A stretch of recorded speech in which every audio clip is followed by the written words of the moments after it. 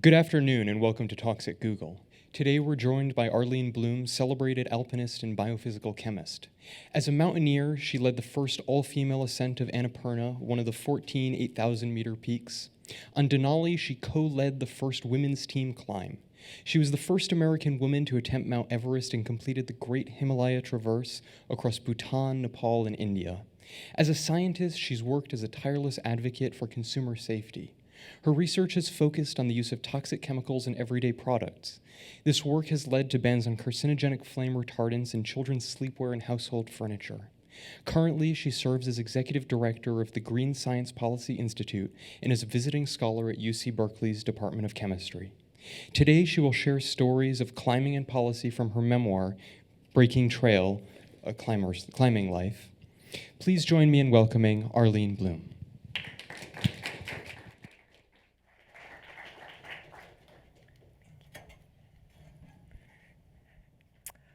Well, it's really great to be here, sharing adventures in both science and mountain climbing, because I suspect many of you have your own adventures in things relating to science, and it probably feels like mountain climbing. Some of you might be looking at me and thinking, that I seem like a regular person, and how did I start doing all those crazy things? So I will start back where it all started. That's my freshman chemistry lab at Reed College. And my chemistry professor was a young woman. She was 23. She had a PhD from MIT and thought chemistry was the neatest subject on the planet. There were 4 girls in my class, and we all got doctorates in chemistry, which says something about the importance of role models. Also, my chemistry lab partner was a very handsome young man from Portland who was a mountain climber, and late one starry night he said, "Do you want to go climb Mount Hood?" And he was very handsome, so I said, "Sure." And we drove up to Timberline Lodge, and he put a big pack on my back. I was from Chicago. I'd never done anything very physical in my life. I started gasping. He later said he didn't think I'd make it out of the parking lot, but he was very handsome. I was very determined. And we got up on the snow. It was the most beautiful place I'd been. I fell in love with him and with mountain climbing and started a life of mountains and molecules, or we said peaks, public policy, and public health. So I continued doing expeditions. Back in those days, the world's highest mountains had not been climbed much by women, and indeed, when I applied to go on an expedition to Denali, the highest mountain in North America, I was told that women didn't have the physical strength or emotional stability to climb mountains like Denali. So this is the first all-women's expedition on top of Denali, which I took the picture, so I'm not in it. And so I continued doing mountains and molecules, and then things really changed on this beautiful mountain in India. Now, doesn't this look like an easy, beautiful mountain? Wouldn't you all like to be there? It's nearly 24,000 feet, but it's gentle snow slopes. And we're climbing this mountain and got up to near the top. It was our summit day, and I'm kind of a slow climber, so the others got to the top first. And when I got to the top, someone said, "What happened to Bruce, who had gotten there first?" And Bruce had walked along here to what was here, which was snow, but was actually a cornice, where the snow is over a rock face. And the cornice broke, and he fell to his death. And Bruce was the country's leading young rock climber. He had pioneered the hardest routes in Yosemite without using pitons. And it was just unbelievable that he died on this easy but high mountain in India. So when that happened, I got very depressed. At the time, I was a postdoc at Stanford studying how proteins fold, and that seemed really irrelevant. And I wanted to do something for the environment in Bruce's memory. And so I went to a professor of mine at Berkeley, been on my orals committee, Bruce Ames, and said, "Is there anything I can do to help the environment?" And he said, "Well, why don't you look at the flame retardants in children's sleepwear?" He said, "Right now, pretty much all the kids in America are wearing pajamas that are 10% by weight of flame retardant called brominated tris. And I think it might get from the pajamas into the children, and it's a cancer-causing chemical, I think." And so that seemed a little weird to me, flame retardants, but I was depressed and I thought I want to do something. So I found a little girl who'd never worn tris-treated pajamas, and we put her in the pajamas and collected her urine, and the first morning she wore them, she had tris breakdown products in her urine. And she wore them for 3 days. The level of tris in her urine went up, and she stopped wearing them and it went down. So it meant that tris was getting into the little girl. And then we ran screening tests to see if tris was a mutagen. Did it change DNA? And it was one of the strongest mutagens ever studied. So this was a huge worry. And we thought, oh my goodness, we need to tell the parents of America that most of the kids in the country are wearing pajamas that are 10% by weight this harmful chemical. So about that time, I got invited to go to this mountain. Do you know what mountain this is? Anybody know? Mount Everest. It's the highest mountain in the world. And at that point, no American woman had ever even had a chance to try to climb Mount Everest. So I was like, wow, this is such an opportunity. And I didn't know what to do. Should I stay and write the paper about the tris-treated pajamas, or should I go try to climb Mount Everest? So I can't help but ask, how many of you would have stayed and written the paper about the tris-treated pajamas? Most of you. How many of you would have gone to Mount Everest? Even more. Well, I did both. So I did go to Mount Everest, and when I was climbing in the Khumbu Icefall, every night I'd write the paper, and then up in the great western Khum, let's see, there we go. We'd put stringing ladders and making our way amidst the crevasses, and we'd get up steep ice faces, and every night I'd keep working on the paper until I reached my high point. Here I am at about 24.5 on Everest, and my summit flag, the mutants, has a petri dish without tris. There are only 2 colonies because it's a mutagen, and this one you can't see, it's blowing in the wind. That's the tris petri dish with many bacterial colonies. So this was October of 1976, and we did reach the summit. We were the second American expedition. Now people reach the summit all the time, but the first American expedition was 63, and we were the second one in 76. So it was much less, and we had the whole mountain to ourselves. Only one expedition on Mount Everest, which is a little bit different nowadays. So I finished the paper. I sent it by mail runner to Kathmandu, and it was published in Science magazine a couple months later. And if you read the subtitle of the paper, the main flame retardant in children's pajamas is a mutagen and should not be used. Now that's a little bit of an unusual title for a paper. If any of you, I'm sure you have, if you read scientific papers, they tend to have the same recommendation at the end, almost invariably. And what's that recommendation at the end of all scientific papers? What is the next step? More studies. And it's always more studies, and it tends not to be something like a chemical should not be used in kids' pajamas. And at the Green Science Policy Institute, our goal is to really help, inspire, encourage scientists to take their research and tell people what needs to be done, because scientists are the ones who really know. They understand the science, and then they understand what needs to be done. And we believe that scientists have a responsibility to share their science in a way that affects change, particularly if they're working on harmful chemicals. So, and it works. Scientists are very respected. When they speak up, things happen. This was January of 1977, where we called for tris not being used in kids' pajamas. And April 1977, tris was banned from kids' pajamas, just like it should be. And that was a really good thing, because whole generations of kids only wore it. It was only used for a couple of years, which is a very good thing. So, however, when a chemical is banned, there's a big tendency to replace it with another chemical that's very similar, because industry likes to keep processes as similar as possible. It makes sense. And it was funny, I remember about 6 months after the tris ban, I thought, I wonder what they're using now, if they're still using tris. So I remember I rode my bicycle to Penny's, downtown Berkeley, and I bought 20 pairs of pajamas in all different sizes. And the sales lady just gushed to me, "Oh, you have such a nice big family." And I sort of felt like a super spy with all my pajamas. And I thought, well, these might make nice shower presents for my friends. So I just took a little fabric out of the inseam of each pajama, but I actually didn't need to bother since none of them would I have wanted to give for presents. And then I analyzed what was in them. And not surprisingly, about a third of them had brominated tris, because it takes time for the market to turn over. But then nearly 2/3 of them had a new chemical, which turned out to be chlorinated tris, almost identical. And so we went, oh my God. So we ran more immunogenicity tests, and chlorinated tris also was a mutagen. It changed DNA. And we read another paper in Science, and chlorinated tris was removed from pajamas.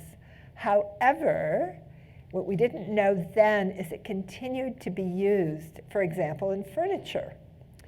And in 2005, when a very bad flame retardant was banned from use in our furniture, it was replaced with chlorinated tris, which was then banned in 2012. But if any of you have a couch that was purchased between 2006 and 2012, anyone have a couch they purchased during that time? Anyway, there's about a 3/4 chance that your couch, 5% of the weight of the foam will be chlorinated tris. So if you have 20 pounds of foam in your couch, you have about a pound of this chemical in your couch. Not the best. But we didn't know it back then. And back then, I thought it was really time to give women a chance to climb one of the world's highest mountains. So in the 70s, all the world's 8,000-meter peaks, there are 14 of them, the highest mountains in the world, had been climbed by men, and no woman had climbed that high. And I thought women should have a chance. We'd done pretty well on Everest. So I got a permit for Annapurna on my way back from Everest. And I thought, it's the lowest of the it's the first of the 8,000-meter peaks ever climbed, among the lowest. It must be one of the safest and easiest. But as it turned out, there wasn't so much research in those days. So guess which is the most dangerous of all the 8,000-meter peaks? Annapurna.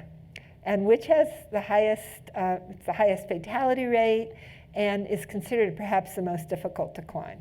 Anyway, we didn't know that, but we found out. So this is our team.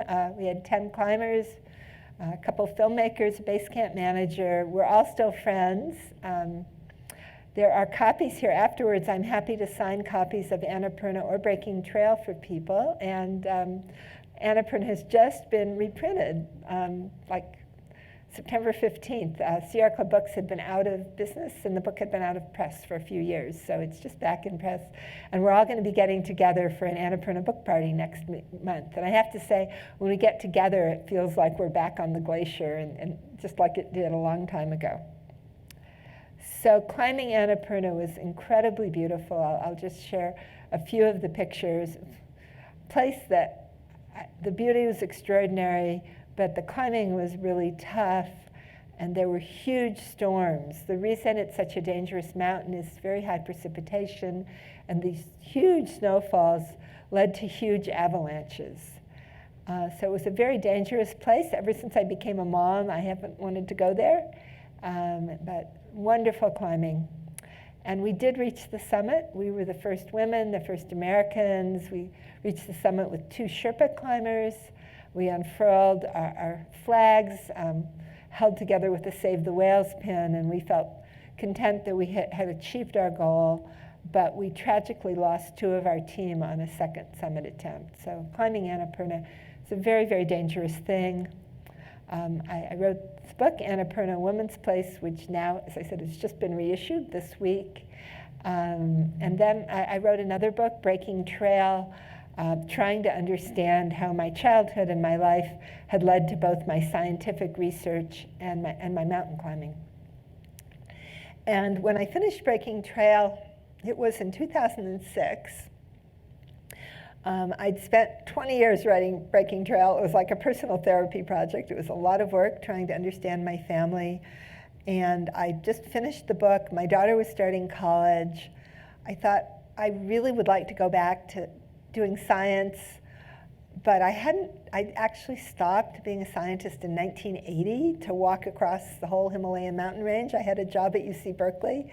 And I said, I want to take a year off to walk across the Himalayas. And they're like, well, you have to decide. You want your chemistry job or the Himalayas? So I chose the Himalayas in 1980. And many things intervened. It was 2006, 26 years later. And the last sentence of Breaking Trail is the future is like an unbroken snow slope. I hope I can find a way to break trail to a better world. But I actually really didn't know what I was going to do, because if you haven't done science for 26 years, I thought, well, maybe I can get a job washing test tubes in a lab. I thought I must be completely out of date. But that was 9 years ago. And the last 9 years, I have felt every day like I was climbing Annapurna. Like I've been on my life's greatest adventure. And it's been really similar because we're working with a great team of scientists and business people all over the world. A bunch of people in Google are on the same team, really working together for healthier and safer products. And it's a real challenge, but a real opportunity. So I felt incredibly lucky that I could not do science for 26 years and then come back and be able to really try to climb this mountain. And the reason that we're all climbing this mountain is there is a big problem. And that is, I sometimes ask this question, I bet you'll know the answer. But what do you think? Do you think if you have chemicals in your shampoo or your toothpaste or your chair, anyone think the government is making sure they're safe for your health? You all know not. But most people do think that. I used to think that. And the government actually can't, because they don't have the authority. There's only one law about chemicals before they go out in the world. Once they're out in the world, you have a Clean Air Act, a Clean Water Act, but you can't really bring them back in. So the only law before they go out in the world is called the Toxic Substances Control Act. It passed in 1976. 62,000 chemicals were grandfathered, like, you're okay. And even a chemical like asbestos that kills 10,000 people a year cannot be controlled by the EPA. And you might say, asbestos, there are asbestos lawsuits. Asbestos is illegal. Well, asbestos is not illegal. There are lawsuits. And there's a rare form of cancer called mesothelioma that's only associated with asbestos exposure.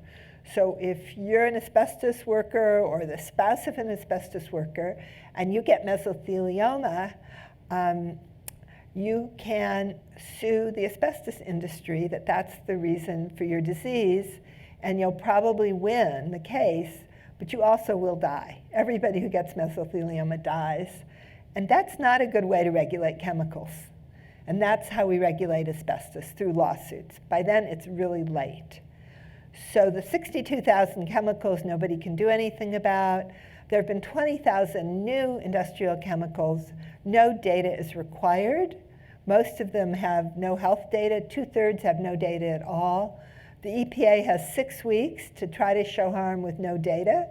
And if they do show harm, the company has several years to try to prove their chemical's okay, and they can sell it during those several years to raise the money for the testing. And once they're out there selling it, it's really hard to stop it.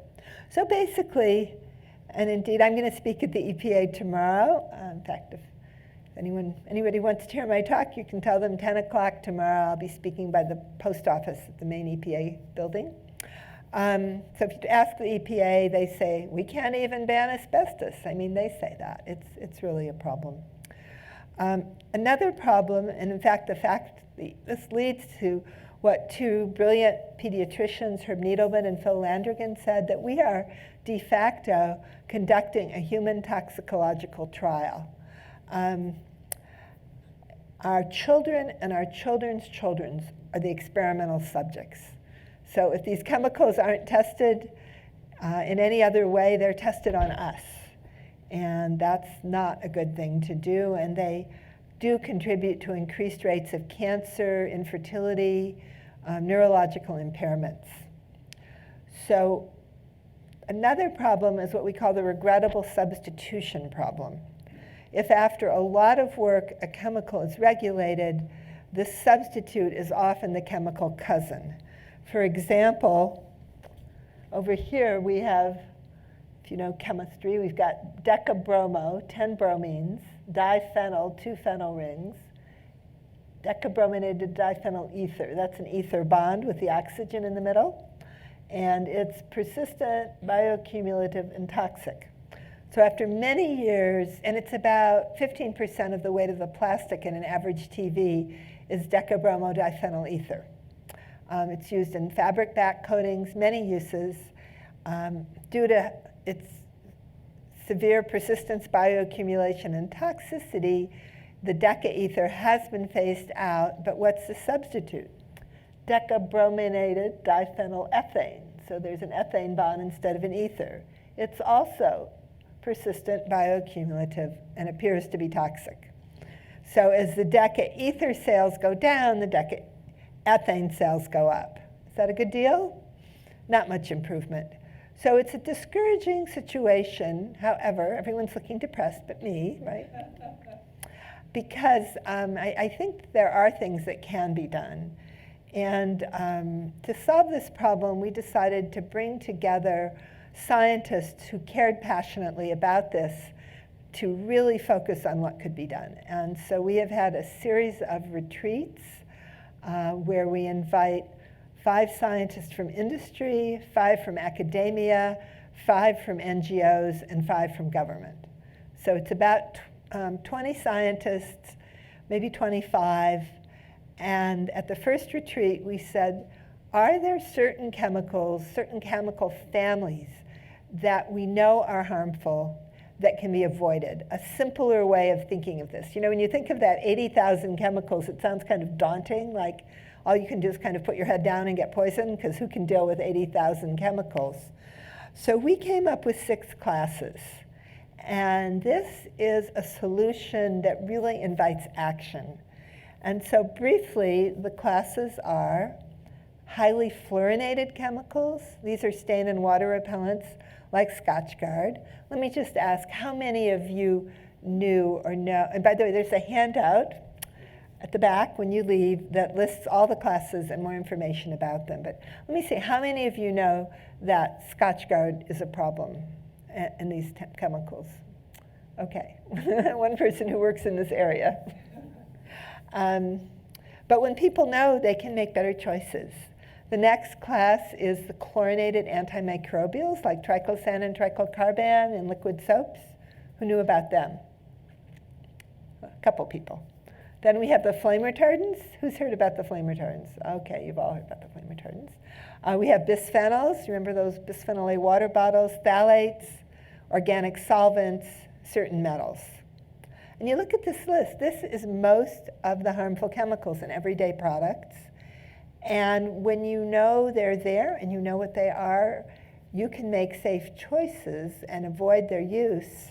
And even more than that, we want to ask, if they're in that class, is this chemical really necessary?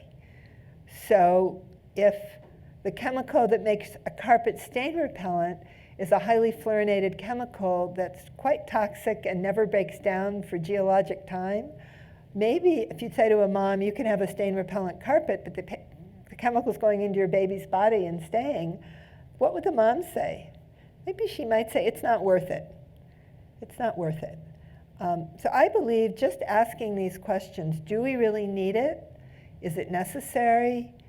You can stop the use of a big chunk of these chemicals, really reduce their use. And then if you think they're necessary and they're worth it, then say, is there a safer alternative? And really invest in that safer alternative. So we've heard about green chemistry for a very long time. It's been around for 20 years. A classic book was written by John Warner, who's here in Boston, and Paul Anastas.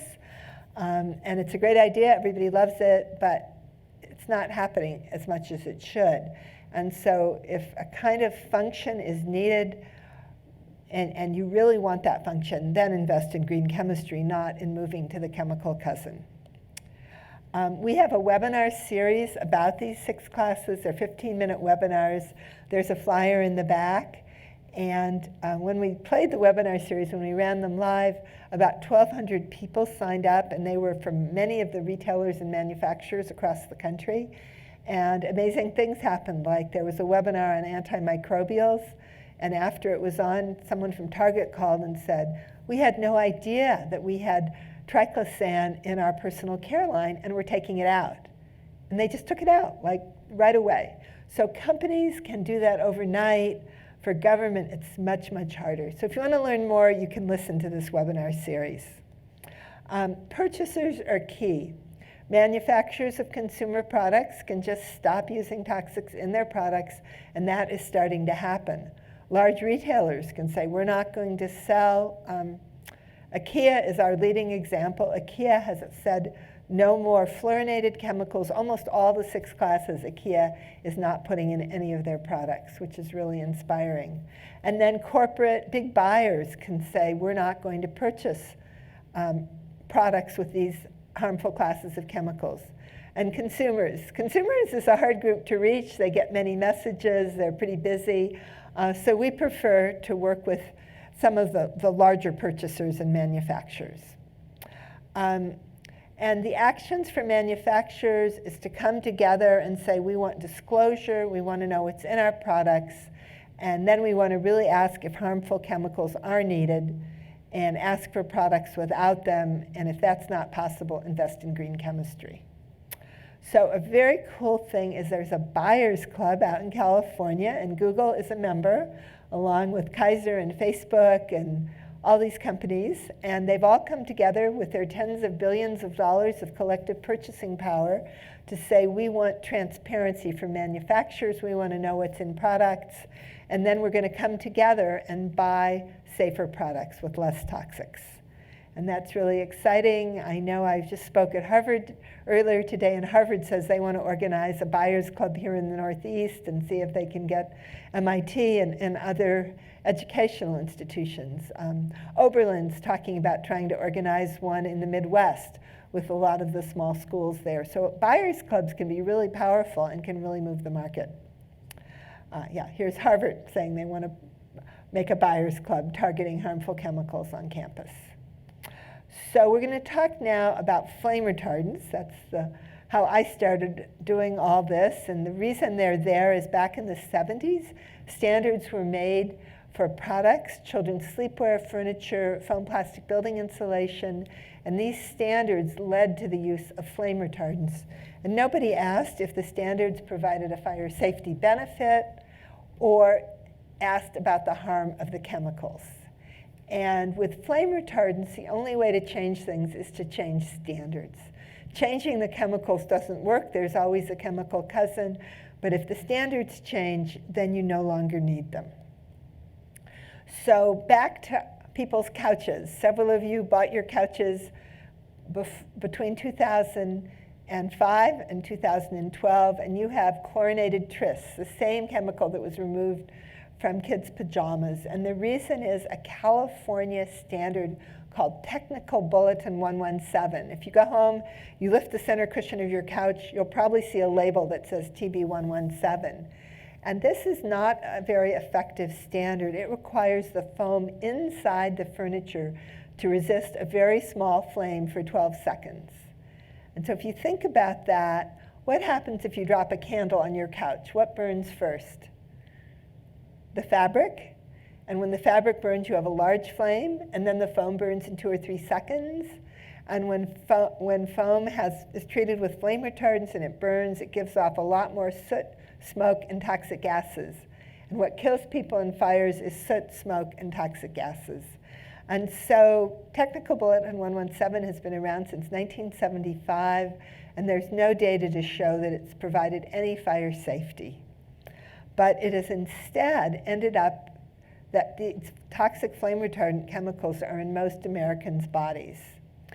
The chemical, so if you bought your couch before 2004, anybody have a couch from before 2004? Okay, well those are worse because they all have a very harmful chemical, it's pentabrominated diphenyl ether, a big mouthful. But the top picture up there is polybrominated biphenyl, a PBB or a PCB. Those are toxic. They're persistent. PCBs, are not good molecules. If you, instead of having a covalent bond, you have an ether bond between your rings, then you have a polybrominated biphenyl ether. And if you burn or oxidize, that becomes another ether bond. This is a dioxin and a furan. So this is the flame retardant that was used from 1975 until 2004 to meet 2B117. It's halfway in structure between a dioxin and a PCB. Not a great molecule to have in your home, in your dust, in your body. And in fact, we had a group of Berkeley students, summer students studying chemistry and policy at Berkeley, collecting foam samples and getting them analyzed. And one of the professors said, the students should not touch that PBDE flame retardant except wearing full gear and a fume hood. And I'm like, but it's in everybody's furniture. So that is an unfortunate thing. And almost all the use of the chemical has been in North America, in large part to meet this standard, but it has traveled the world as a global pollutant. So when we make these sorts of chemicals, they go all over. There are hundreds of animal studies showing neurological and reproductive harm from the pentachemical, and about 2 weeks ago, studies were finalized showing it indeed does cause cancer. In humans, if pregnant women have higher levels, it takes them longer to become pregnant, and during critical windows of brain development, their thyroid hormones are altered so that their children will have lower birth weight, impaired attention, poorer coordination, and lowered IQ. So the average California child has lost 4 to 5 IQ points just from this flame retardant penta. An economist calculated a $9 billion loss in earning power in California children due to IQ loss from penta, which is one of the many, many harms from this chemical. So how does the chemical end up in us? It's a semi-volatile organic chemical, an SVOC, so it's continually coming out of furniture, dropping into dust, and if you say eat a sandwich, you have some dust on your fingers, you eat a little bit of dust, the penta ends up inside of you. Children, toddlers who crawl in the dust, put their hands in their mouths, tend to have 3 to 5 times higher levels than their parents, which is not a good thing. And cats have up to 100 times higher level compared to humans. Why would cats have such a high level? Because of their grooming behavior. So, as I said, no fire safety benefits, serious harm. We came to realize that TB117, the standard could be changed to a fabric standard that could be met without flame retardants that would stop the fire in the fabric. So there didn't need to be any flame retardants, and you could have increased fire safety. Does that sound like a good idea? So we had a bill with Senator Mark Leno there in front, and our bill was supported by the furniture industry, who didn't like putting toxics in their furniture, foam industry, fabric industry. Firefighters supported it because they knew the flame retardants didn't help and could cause cancer. Everybody supported it, but these bills never passed. And the reason was Californians for Fire Safety. And this is part of a 1-week-long $7 million advertising campaign when one of the bills almost passed. And they were very determined, I believe, to keep their market share in selling flame retardants. And the legislators tended to vote for Californians for fire safety rather than business, firefighters, scientists, and the public. And this went on for about 6 years. And I'd go to hearings where the lobbyists for the flame retardant industry would be saying that it's not sound science to say there's harm from any flame retardants. They've all been evaluated by the EPA. Evaluated? What did they find? They don't say that part. So we decided to put together all the science, and at a big meeting in San Antonio, we developed the San Antonio Statement. It was signed by a couple hundred scientists. It documented the harm and the lack of benefit of the flame retardants, And it was published in Environmental Health Perspectives back in 2010. And still nothing much happened. I would sort of joke, when I went to parties, people would ask me what I did, and I'd start telling them the whole story of the toxic flame retardants in everybody's furniture, no benefit. They'd get all wound up, and after a while they'd go, I have to leave now. And I'd see them on the other side of the room talking to someone else. And I thought, oh my goodness, am I going to spend my whole life being this woman who rants at parties about flame retardants? You know, I was starting to feel just a little crackpottish. And then things changed when the Chicago Tribune, I had pitched this to many, many reporters, but the Chicago Tribune did a fantastic job. This is the first front page. The headline, a deceptive campaign by industry brought toxic flame retardants into our homes and into our bodies, and the chemicals didn't even work as promised. And this story documents, it's kind of what all these hearings I'd been to, there was always this burn doctor who'd won the Dalai Lama Compassion Award, and he was always talking about some poor burned baby. It was this horrific death this baby had, all because there were no flame retardants in her crib, and it was horrible. And it never really connected to what the subject of the legislation was. It made no sense, but he would do it, and then everybody would be very emotional, and it would give the legislators sort of cover to vote no on these new standards that would increase fire safety. And so these reporters kind of researched the hearings, and they listened to 4 times he talked about the burned baby, and they realized they were all different. And then they confronted him, and he said, well, really, I was just kind of talking, but there was a baby, and he gave them a picture of a baby, and they tracked it down, and this baby died for a completely different reason. And the mother was really unhappy. And the doctor said, well, we're not under oath in California, so I can say what I want. And ultimately, it was learned that he was paid $240,000 for his testimony, and he stopped being a doctor. So, but real scandal, you know, in these series. If you want to read them, you can read Playing with Fire. They came in second for the Pulitzer. They won all these environmental awards, and everything changed. So instead of me being this person at parties ranting, suddenly Dick Durbin was ranting in the Senate. There were hearings in the Senate. This really empowered Jerry Brown, our governor. That series came out in May 2012. A month later, Jerry Brown directed the state agencies to revise our standards so that we could reduce and eliminate dangerous flame retardants and at the same time increase fire safety. So this made a huge difference.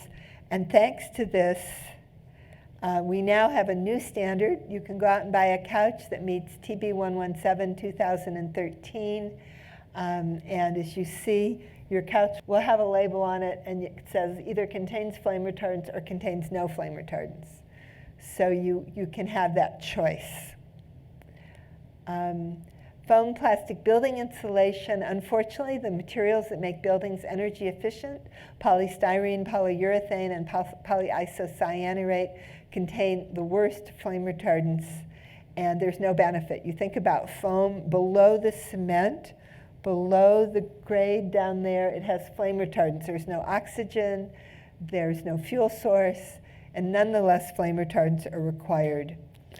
So we have now, and it's really hard, been trying to change the International Building Code to allow foam plastic without flame retardants where there is no fire safety benefit. The big hearing is September 30th, and it's really a struggle because the same 3 companies who make the flame retardants are adamantly wanting to keep them in our building insulation.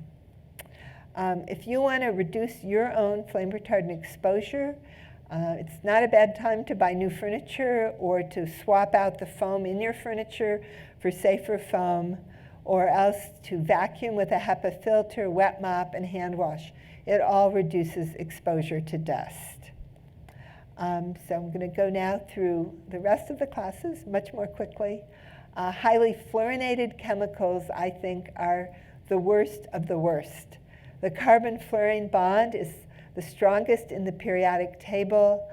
It really does not break for geologic time. So this class of chemicals are very oil and water repellent, but they never break down. They just accumulate on the planet.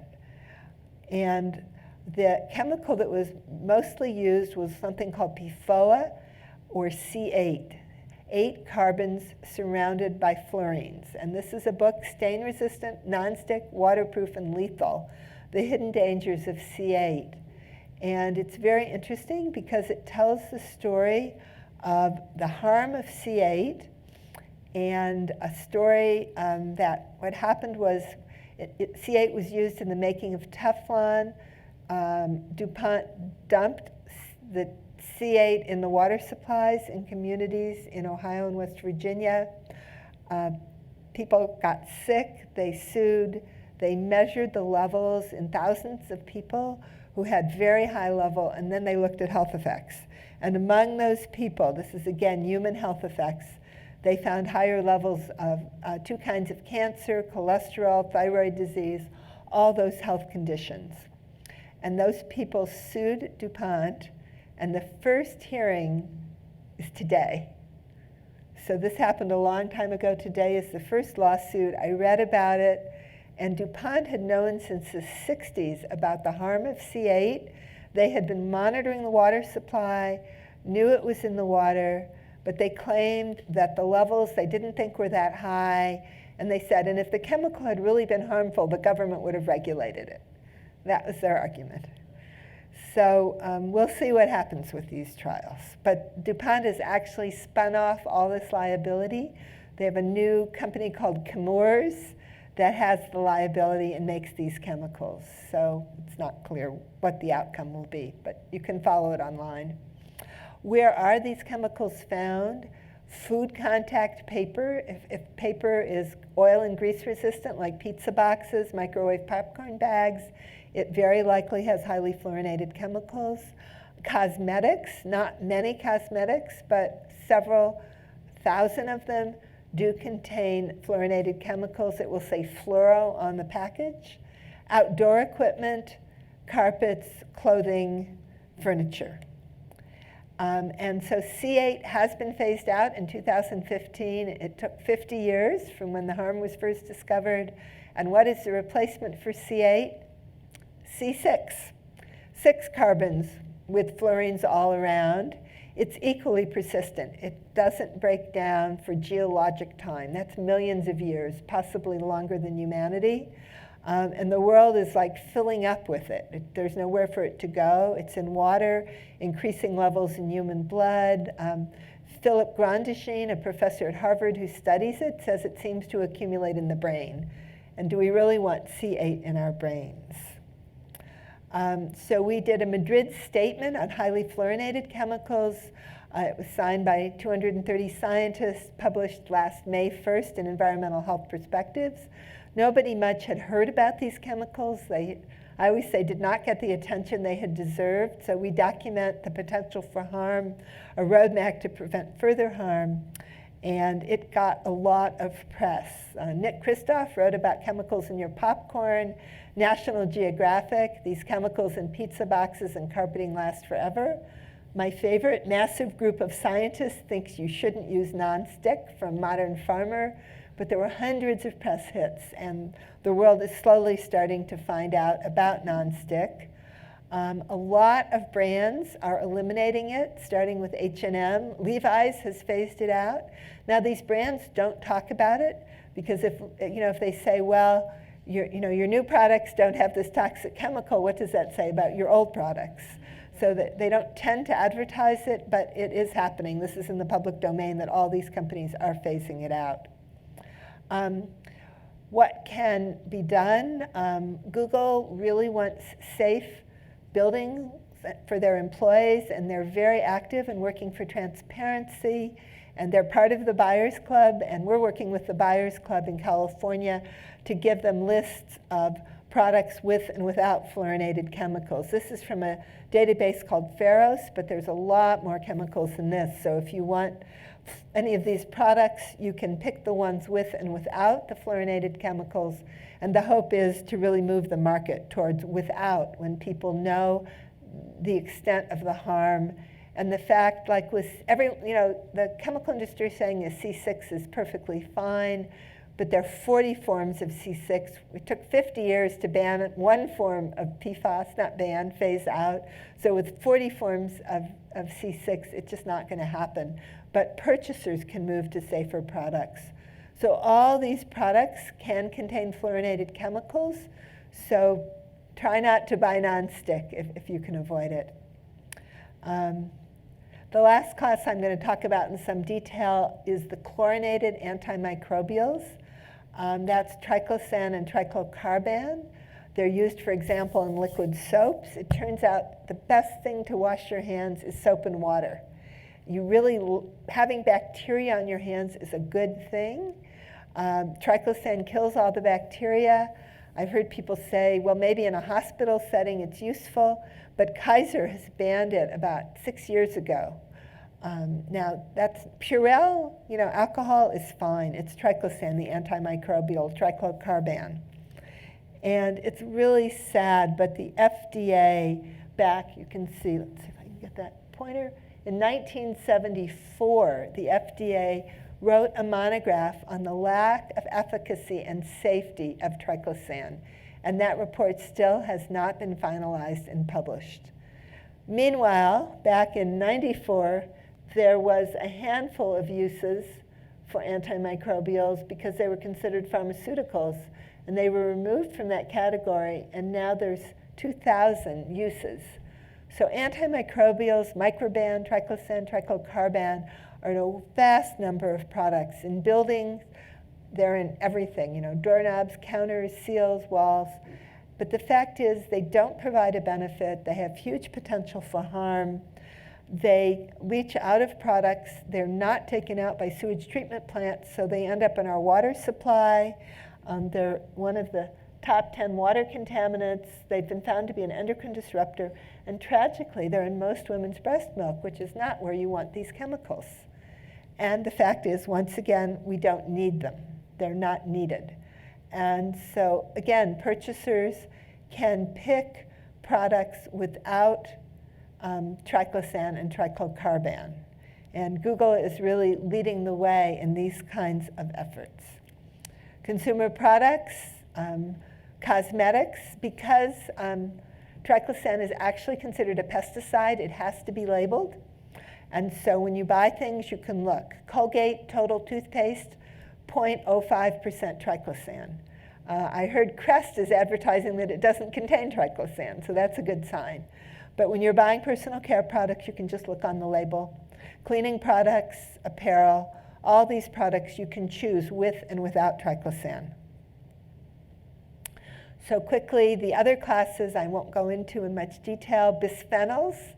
Many of you probably go out of your way to get water bottles that say bisphenol A free. Anybody do that? So I have a friend who studies them, a toxicologist at UC Davis, who likes to shock people. So he goes around saying, I really like my water bottle to say it's got bisphenol A in it, because that way I know that it doesn't have bisphenol S in it. And that the substitute for bisphenol A is often bisphenol S, which he thinks is worse. So with the class concept, we don't want bisphenol A to Z. Do you really need something like bisphenol? Do you need that function? Is it worth it? Is it necessary? And if it's worth it and necessary, then let's really invest in green chemistry and come up with something entirely different that meets this function without that potential for toxicity. Similarly, phthalates that also help soften plastics. There's a tendency to go from one harmful phthalate to the next. So let's find green chemistry solutions when we need it, and in many cases, let's not use it. Solvents. Hydrocarbon, chlorinated, oxygenated solvents often are harmful. Many times you can use water. One way to reduce your own exposure is to limit dry cleaning, and when you bring things back from the dry cleaners, to air them out. There's aqueous dry cleaning, so you can use water instead, and you can find aqueous dry cleaners. Well, we've known for a long time about the harm of these metals, and still, there's paints with lead in them. It's still worth checking, reducing the levels. So what's happening?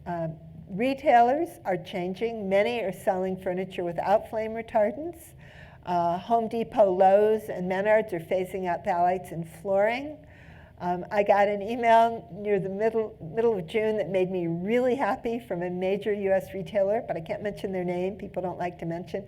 And they said, starting July 1st, we're not selling anything with flame retardants or stain repellents. We're not offering any stain repellent treatments. And this is a loss of a profit center for us because we make money with these stain repellent treatments, but it's the right thing to do. So if you go to and try to get a stain repellent treatment and they won't sell it to you, you'll know this is the retailer. IKEA is really the star. This year, IKEA, who we've been working with for quite a while, said no fluorinated chemicals in any of our products worldwide. There are substitutes, they said, for shower curtains, raincoats, and umbrellas, but that they have a nice tablecloth that needs grease resistance. That doesn't exist without fluorinated chemicals, so they're going to stop selling the tablecloth, which is pretty principled and pretty neat. So, and IKEA has banned chemicals in all of the 6 classes. So based on all that, we have come up with a very bold statement. We believe that the use of some or all of the 6 classes containing chemicals of concern can be reduced in consumer products by 50% in 5 years. And I think that's possible, just asking the do you need it question. You know, IKEA has done this. One large American retailer has done it. We're having a meeting in December with the commercial furniture industry, the big companies, and they're interested in stopping the use of all antimicrobials, flame retardants, and stain repellents in office furniture. That is a big deal, and if they do, that's going to really reduce the use. So I'm really optimistic. Our goal is to take good science and use it for good policy, and now I'm saying you can use good science for good purchasing, and that purchasing can be even more powerful than policy. So we send out newsletters once a month with updates on all this. If you'd like to be on our e-newsletter list, in the back there, please leave your card or sign your name. Give me your card, and I'm happy to autograph books. If you'd like a copy of Annapurna or Breaking Trail, they're both here. So I'm optimistic that by reducing the use of harmful chemical classes, we can all have a healthier world. So thank you.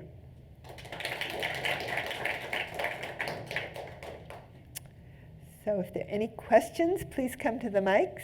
Hi, thank you.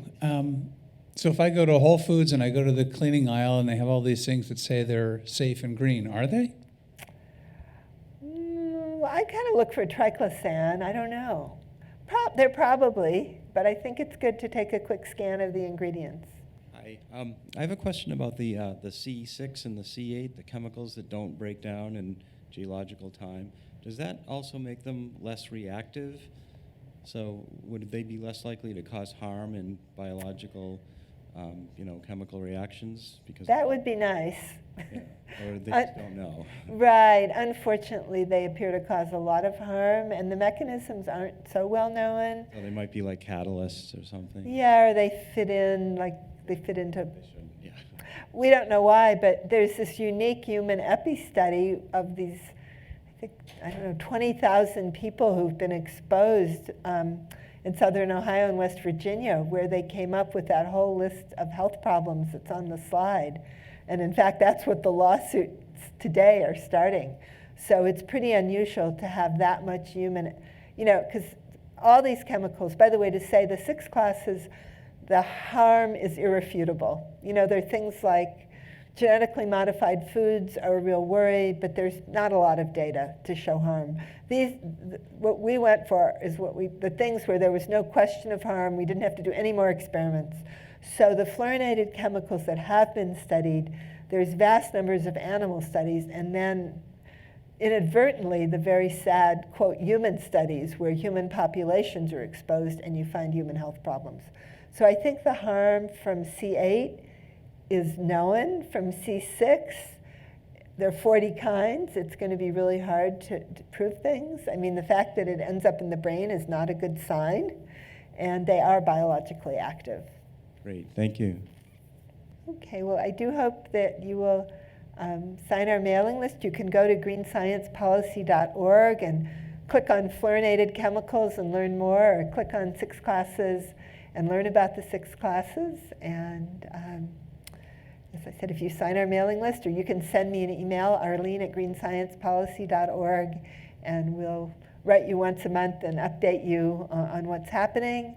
I think saying in 5 years we're going to reduce the use of these chemicals by 50% in consumer products is a high goal, but it feels to me just like Annapurna. You know, that seemed pretty impossible, one of the world's highest mountains that had never been climbed by a woman or an American, that, you know, we were able to get a team together and reach the summit of Annapurna. And so to me, this feels just the same.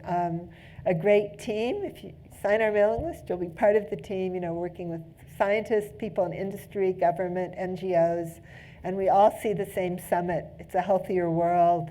And I think, you know, moving step by step, we can all achieve that goal. So thank you.